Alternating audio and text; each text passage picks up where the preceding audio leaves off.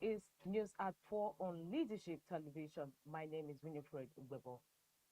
A court in Abidjan has sentenced a Malian politician, Mahmoudou Hawa Gassama, to 3 years in prison for insulting Cote d'Ivoire's President Alassane Ouattara. Gassama, who is a member of Mali's transitional parliament under the country's military-led government, was convicted over comments he made during a media interview in September 2022, in which he described President Ouattara as an enemy of Mali. The ruling comes amid strained diplomatic relations between Mali and Cote d'Ivoire following a series of military coups in Mali in 2020 and 2021, which brought General Assimi Goïta to power. President Ouattara has been one of the region's most outspoken critics of the coup, which have destabilized several countries across West Africa's Sahel region. Gassama was arrested in July after traveling to Cote d'Ivoire and has been in detention since then. Prosecutors charge him with insulting the head of state and disseminating offensive expressions online. In his judgment, the Abidjan court imposed a 3-year prison sentence and ordered an additional 3-year ban on residents in Cote d'Ivoire after completion of the jail time. The court also imposed a fine, though the amount was not disclosed. Reacting to the verdict, Gassama's lawyer, Mamadou Ismaila Konate, criticized the ruling, describing it as excessive and unusually severe.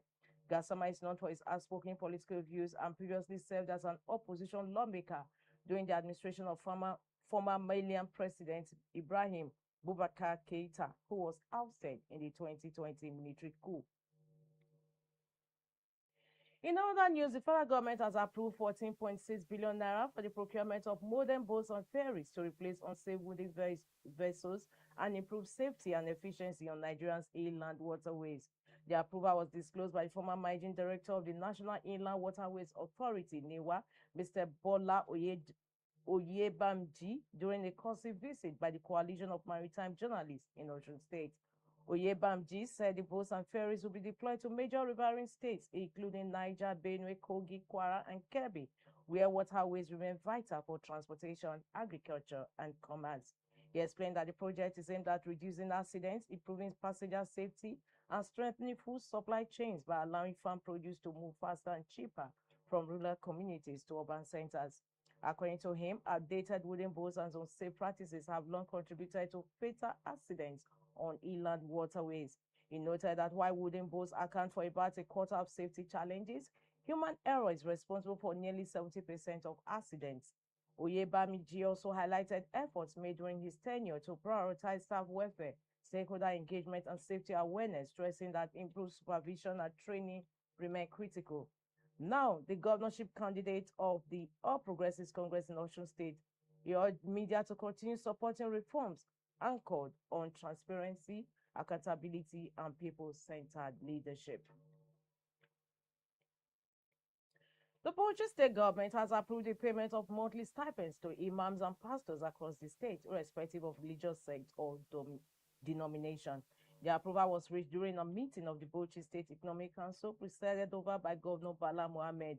Briefing journalists after the meeting, the state head of civil service, Mohammed Sani Umar, said the council deliberated extensively before approving the policy, noting that work is ongoing to determine the financial implications for its effective implementation. He also disclosed that the council approved the commencement of salary payments to newly appointed emirs and district heads, assuring that adequate provisions have been made to sustain the initiative.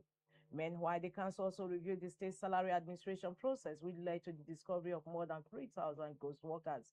Governor Bala Mohammed's chief economic advisor, Yahuza Adamu Haruna, said the government worked with a consulting firm to audit the payroll system, saving the state over 4.16 billion naira. He added that since the state government took full control of salary payments in August 2024, complaints associated with the process have significantly reduced. And now, entertainment. Nearly 3 decades after his death, Afrobeat pioneer Fela Anikulapo Kuti is said to receive a posthumous Lifetime Achievement Award from the Recording Academy at the Grammy Awards. The recognition makes Fela the first African artist to receive the prestigious honor, first instituted in 1963.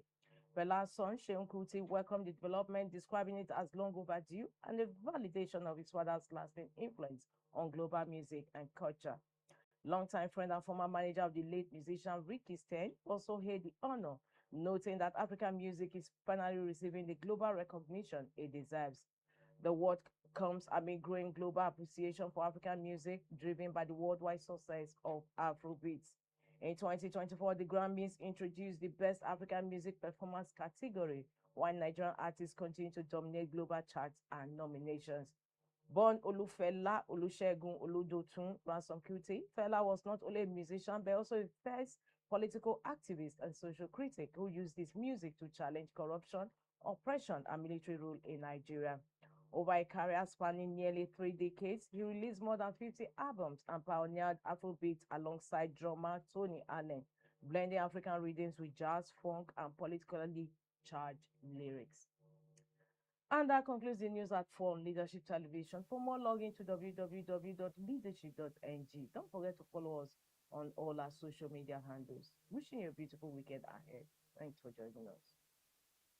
Thank you for watching. For sponsorship and advert placements, please contact 080-3688-6158.